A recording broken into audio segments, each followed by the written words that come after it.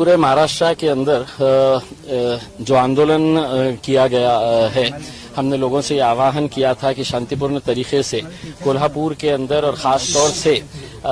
विशालगढ़ का तो अतिक्रमण का मामला था, लेकिन गजापुर गांव के अंदर जिस तरीके से तोड़फोड़ की गई, मस्जिद में जाकर जिस तरह का आतंक मचाया गया और वहां पर तोड़ते वक्त कैसे नारे लगाए गए, कौन से झंडे वो हाथ में पकड़े हुए थे, इसकी निंदा करने के लिए हमने ये आंदोलन पूरे महाराष्ट्र भर में रखा था। क्योंकि हमें ये लगता है कि ये जो कुछ भी हुआ है ये गवर्नमेंट स्पॉन्सर्ड है, वरना क्या वजह है कि इंटेलिजेंस ब्यूरो होता है, सीआईडी होती है, आईबी के सोर्सेज होते हैं, पुलिस की पूरी मशीनरी होने के बावजूद इस तरह की इतनी बड़ी घटना हो जाना और सभी लोग खामोश रहना, उसके बाद आप 4-6 दिन के बाद हम केस रजिस्टर कर रहे हैं, हम इसके ऊपर एक्शन लेंगे, तो ये सिर्फ थातुर मातुर है। तो सिर्फ एक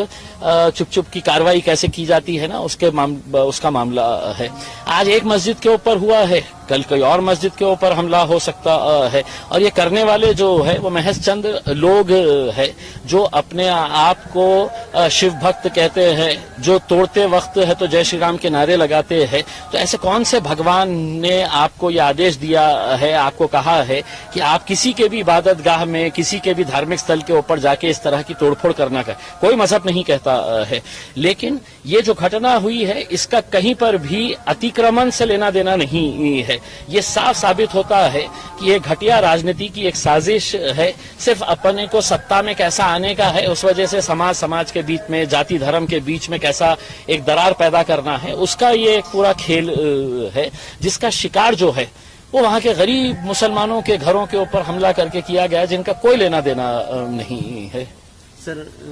अभी इलेक्शंस भी होने वाले हैं असेंबली, तो क्या आपको लगता है कि इस इलेक्शन से पहले माहौल खराब करने की भी कोशिश की जा रही है? देखिए, मैंने आपको जैसा कहा है ना कि ये इसका अतिक्रमण से कोई लेना देना नहीं है। ये सब सत्ता में कैसे आया जा सकता है, तो हर राजनीतिक पार्टी अपने अपने तौर के ऊपर ये गंदे खेल खेल रही है, लेकिन इसका बलि का बकरा किसे बनाया जा रहा है, इसका खामियाजा सबसे ज्यादा किसको भुगतना पड़ रहा है, तो वो गरीब मुसलमान को जिसका कोई लेना देना नहीं है। ना वो अतिक्रमण की जगह है, मस्जिद के अंदर इबादत करने के लिए लोग जाते हैं, और यहाँ पर इस तरीके की हरकतें होना ये मेरे हिसाब से निंदनीय है। और मैं तमाम लोगों से ये अपील करना चाहूंगा, ये करने वाले लोग जो है ये उंगली पे गिने जैसे लोग है, उसमें ज्यादातर लोग जो है वो अमन चाहते हैं, शांति चाहते हैं, वो चाहे किसी भी जाति धर्म का, तो उनके साजिश का हम शिकार नहीं होना चाहिए। आज मुसलमानों को भी वरगलाने की कोशिश की जा रही है कि मुसलमानों ने भी कोई गलत कदम उठाना चाहिए करके उसमें, तो मैं सबसे ये अपील करना चाहूंगा उसके अंदर इस साजिश का अगर हम शिकार हो गए तो बहुत बड़ा खामियाजा हमको भी भुगतना पड़ेगा इसके लिए।